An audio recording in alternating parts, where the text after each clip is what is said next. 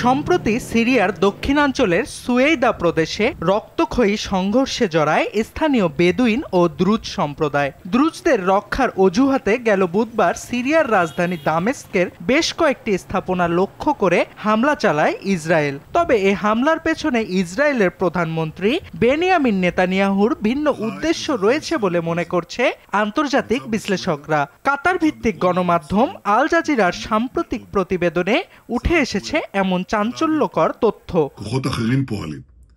אנחנו פועלים כדי להציל את אחינו הדרוזים וכדי לחסל את כנופיות המשטר.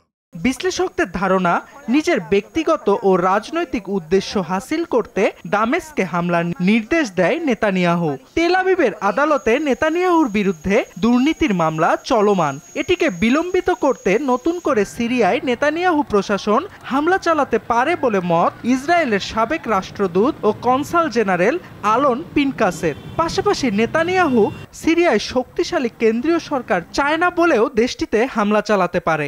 আল জাজিরাকে দেয়া সাক্ষাৎকারে এমনটাই জানান পিনকাস।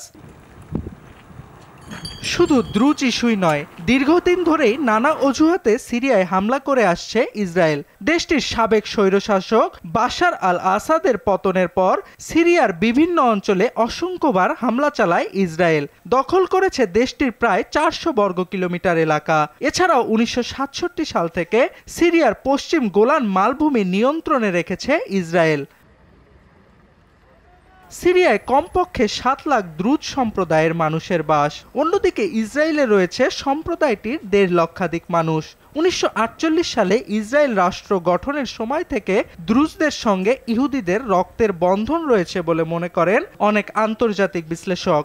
আবার অনেক দ্রুজরা নিজেদের একই সঙ্গে দ্রুজ, ইসরায়েল ও আরব বলে মনে করে। তাদের অনেকে মনে করেন ইহুদি ও দ্রুজ উভয়ই ঐতিহাসিকভাবে নিপীড়নের শিকার, আর এ কারণে ইহুদি ও দ্রুজদের পরস্পরের প্রতি আনুগত্য রয়েছে।